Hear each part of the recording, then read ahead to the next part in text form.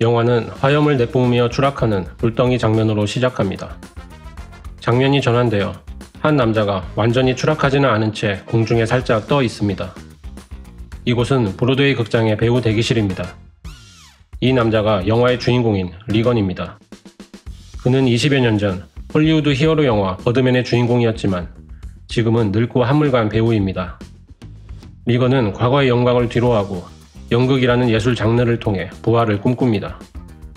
이 연극에서 그는 레이먼드 카버의 소설을 바탕으로 각본과 감독, 주연까지 맡습니다. 그런데 문제가 하나 있습니다. 남자 배우의 연기가 형편없는 것입니다. 리허설 도중 때마침 조명기구 하나가 남자 배우의 머리 위로 떨어지고 그는 불가피하게 연극에서 하차합니다. 그리고 대역 배우로 마이크가 캐스팅됩니다. 마이크는 연극계에서는 유명한 인물로 말하자면 흥행 보증 수표입니다. 뿐만 아니라 그는 비평가들에게도 사랑을 받는 존재입니다. 간단하게 마이크와 대사를 맞춰본 리건은 그의 재능에 만족해야 합니다. 버릇없고 자신만만하며 주제넘게 각본과 연출에 관여하려 드는 게 다소 마음에 걸리지만 리건은 일단 넘어갑니다. 리건의 딸 샘은 한때 마약 중독으로 인해 재활원에 들어간 적이 있으며 현재는 리건의 비서로 일하고 있습니다. 샘은 타인의 인정에 무관심하고 마이크는 그녀의 그러한 점에 끌립니다. 제작자이자 리건의 친구인 제이크는 마이크의 출연료가 너무 비싸서 그와의 계약이 힘들다고 말하지만 리건은 마이크를 놓치고 싶지 않습니다. 그런데 정식 개막 직전에 진행되는 프리뷰 공연에서 마이크는 진짜 술을 마시는 기행을 저지릅니다. 그는 술에 취해 대본에도 없는 말과 행동을 하며 첫 프리뷰 공연을 망쳐버립니다. 화가 난 리건은 마이크를 자르려고 합니다. 그러자 이번에는 제이크가 그를 만류합니다. 마이크 덕분에 예매율이 2배로 뛰었기 때문입니다. 리건은 마이크를 컨트롤해 보려고 하지만 마이크는 영화판에 몸담고 있던 리건에 대한 경멸을 드러냅니다. 함께 들어간 술집에서 마이크는 프리뷰 공연은 전혀 중요하지 않다며 정말 중요한 게 뭔지 리건에게 알려줍니다. 마이크는 정말 중요한 건 바에 앉아있는 저 여성이 타임지에 쓰는 비평이라고 말합니다. 연극계에 막대한 영향력을 끼치는 저 비평가가 어떤 평을 내놓는지에 따라 연극의 성패가 좌우된다는 것입니다. 어째서 레이먼드 카버의 소설을 각색했는지 마이크가 리건에게 묻습니다.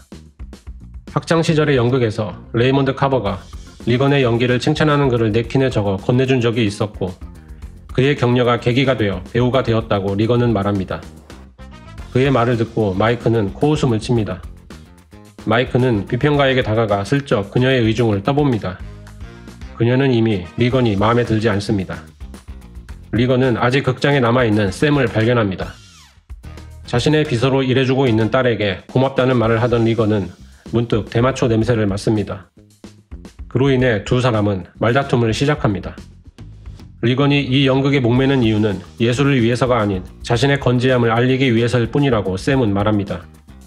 하지만 사람들은 이 연극은 물론 리건에게 아무런 관심이 없으며 그는 이미 잊혀진 존재에 불과하다고 그녀는 마구 몰아붙입니다. 다 내뱉고 나서 샘은 미안해합니다. 리건이 총을 들고 아내의 불륜 현장을 찾아가는 것이 연극의 마지막 씬입니다. 한평생 타인의 사랑을 갈구해왔지만 결국 얻지 못하고 총으로 자신의 머리를 쏘는 것으로 연극이 끝이 납니다. 다음날 신문에 연극에 대한 기사가 실립니다. 그런데 신문의 첫 페이지를 장식한 건 마이크입니다. 게다가 기사에서는 레이먼드 카버에 대한 리건의 추억이 마이크의 것으로 바뀌어 있습니다. 리건은 크게 분노합니다. 리건은 마이크를 찾아가 그와 몸싸움을 벌입니다. 그에게는 과거의 버드맨이 환각처럼 나타나 머릿속에 끊임없이 말을 속삭일 때가 있습니다. 버드맨이 주로 짓거리는 레퍼토리는 리건의 과거 영광과 그와 대비된 현재의 초라함입니다. 버드맨은 리건이 과거에는 행복한 무비스타였지만 지금은 밑바닥 인생이라고 조롱합니다. 그러면서 리건이 원하기만 한다면 다시 버드맨 수트를 입을 수 있다고 유혹합니다. 하지만 거울에 비친 리건은 누가 봐도 퇴물 배우입니다. 20여 년 전 영화 버드맨의 성공은 리건에게 명예와 부를 가져다 주었지만 타인의 인정에 대한 갈망과 그로 인한 두려움도 동시에 얻게 되었습니다. 그와 같은 세속적인 갈망과 두려움에서 자유로워지고자 연극이라는 예술 세계로 뛰어들었으나 인정받지 못하는 것에 대한 두려움은 더욱 심해져만 갈 뿐입니다. 모든 게 다 버드맨의 성공 때문입니다. 리건은 버드맨의 그늘에서 벗어나고 싶습니다.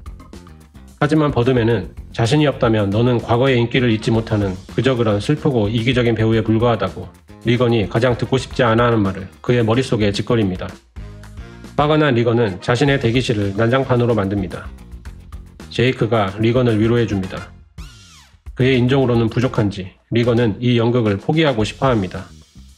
그러자 제이크는 리건의 연극을 보고 싶어하는 사람들로 표가 매진이 되었고 프랑스 대사 사우디 왕자도 보러 올 거라고 말한 뒤 은근슬쩍 마틴 스콜세지 감독의 이름을 언급합니다. 리건의 의혹이 다시 되살아납니다. 스콜세지 감독이 정말 보러 오는지 동료 배우들이 제이크에게 묻습니다. 물론 거짓말입니다. 마이크는 옥상으로 올라갑니다. 옥상은 샘이 머리를 비우며 쉬는 장소입니다. 마이크는 샘에게만큼은 진실한 모습을 보입니다. 샘은 마이크에게 왜 그렇게 사람들에게 못되게 구는지, 다른 이들의 평가가 두렵지 않은지 묻습니다. 그는 타고난 재능으로 인해 무대 위에서만큼은 자유롭고 진실된 자기 자신이 될 수 있습니다. 하지만 무대 밖에서는 아닙니다. 연극계에서 수많은 찬사를 받아온 마이크가 타인의 시선으로부터 자유로울 리 없습니다. 그의 재수없는 행위들은 그 시선들로부터 자유로워지고자 하는 그만의 힘겨운 싸움입니다. 마이크는 샘의 두 눈을 뽑아내 자신의 눈구멍에 집어넣고 그 눈으로 세상을 보고 싶다고 말합니다. 타인의 인정을 신경 쓰지 않는 샘을 마이크는 부러워합니다. 마지막 프리뷰 공연이 시작됩니다.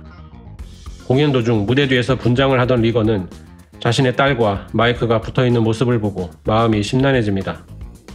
막간을 이용해 극장 밖에 나와 담배를 피웁니다. 그때 극장 문이 저절로 닫히고 걸치고 있던 가운이 문 사이에 껴서 꼼짝할 수가 없게 됩니다. 어쩔 수 없이 가운을 벗고 앨범으로 극장을 빙 돌아갑니다. 사람들 앞에서 공개적으로 망신을 당합니다. 극장 입구를 통해 들어간 뒤 리건은 관객석 쪽에서 등장합니다. 연극이 간신히 이어집니다.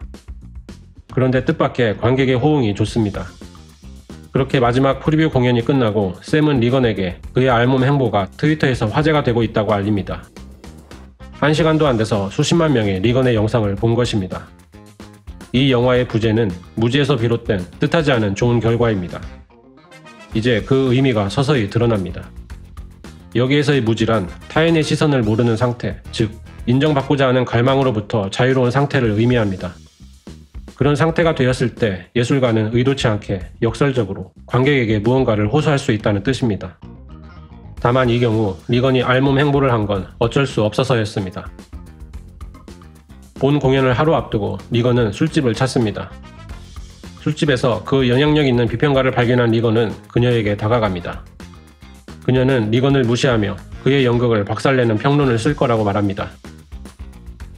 그녀는 이렇게 말합니다. 난 당신이 싫어요. 당신이란 존재가 의미하는 모든 게. 당신은 거만하고 이기적인 응석바지에 불과해요. 예술을 한다면서 배울 노력도 안 하고 준비도 안 돼 있죠. 당신네 종자들은 만화나 포르노그래피로 상을 나눠 갖고 주말에 벌어들인 돈으로 성공 여부를 판단하죠. 연극 무대는 달라요. 당신 같은 사람이 작가, 감독, 배우인 척 꿀값 떠는 꼴을 나는 못 봐주겠어요. 그녀의 독설을 들은 리건은 크게 낙담합니다. 벌컥벌컥 술을 들이킵니다. 술집에서 나와 위스키를 한 병 삽니다. 그러고는 병째 들이킵니다. 다음날 리건은 거짓골로 길거리 한복판에서 정신을 차립니다. 그때 버드맨이 등장해 웬일인지 리건에게 힘을 북돋아줍니다. 연극 같은 건 있고 영화로 화려하게 복귀하라고 부추깁니다. 버드맨, 피닉스의 부활을 찍으면 10억 달러는 거뜬히 벌어들일 수 있다고 장담합니다. 사람들은 액션 영화를 좋아하며 우울한 예술과 철학 따위에는 관심도 없다고 말합니다. 버드맨의 쉴 새 없는 짓거림을 들으며 리건의 머릿속에 하나의 아이디어가 자리 잡습니다. 그 아이디어에 대해 생각하면 할수록 점점 마음이 가벼워집니다. 상상 속에서 그의 몸이 허공으로 떠오릅니다. 하늘을 나르며 그는 자유로움을 만끽합니다. 그가 도착한 곳은 자신의 연극을 공연할 극장입니다. 이윽고 본 공연이 시작됩니다. 1막이 끝나고 잠깐의 휴식 시간에 극장 밖으로 나온 사람들이 리건의 연극을 칭찬합니다. 마지막 모텔 자살신을 앞두고 리건은 자신의 아이디어를 실행에 옮기려 합니다. 숨겨두었던 진짜 총을 꺼냅니다. 리건에게 떠올랐던 아이디어가 무엇인지, 어떻게 그토록 자유로움을 느낄 수 있었는지 분명해집니다. 결의에 찬 표정으로 그는 마지막 씬을 연기하러 갑니다. 그를 두렵게 하는 건 이제 아무것도 없습니다. 무대에 들어선 리건은 진짜 총을 들이댑니다. 연극 속 아내에게서 당신을 사랑하지 않는다는 말을 들은 리건은 나는 존재하는 것도 아니야 라는 마지막 대사를 내뱉은 후 방아쇠를 당깁니다. 그렇게 연극이 끝이 납니다. 기립박수가 쏟아집니다.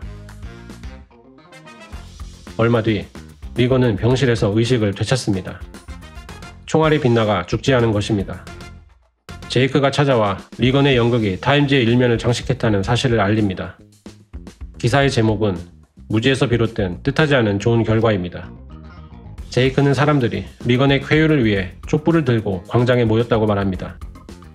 TV를 켜자 뉴스에서 사람들이 리건을 위해 기도하는 모습이 나옵니다. 그렇게 리건은 의도치 않게 과거의 영광을 되찾은 것입니다. 하지만 이건 리건이 원하는 게 아닙니다. 왜 아무 말도 없냐고 제이크가 묻습니다. 리건의 얼굴이 드러납니다. 그의 얼굴에 다른 버전의 버드맨 가면이 쓰여져 있습니다. 사람들이 자리를 비운 틈을 타 리건은 주저없이 붕대를 벗습니다. 옆을 보니 버드맨이 변기에 앉아 있습니다. 버드맨은 리건에게 좀 삐친 것 같습니다. 그를 본 척 만척하며 입을 꾹 다물고 있습니다. 리건은 창가로 갑니다. 위를 올려다보니 새들이 하늘에서 자유롭게 날아다니고 있습니다. 그는 자신이 자유로워져 있음을 깨닫습니다. 병실로 들어온 샘은 빈 침대를 발견합니다. 열린 창문을 보고 그녀는 황급히 달려와 밖을 내다보지만 땅에는 그의 모습이 보이지 않습니다. 그녀는 이번에는 하늘을 올려다봅니다. 그녀의 표정은 마치 믿기지 않는 기적을 목격한 것 같습니다.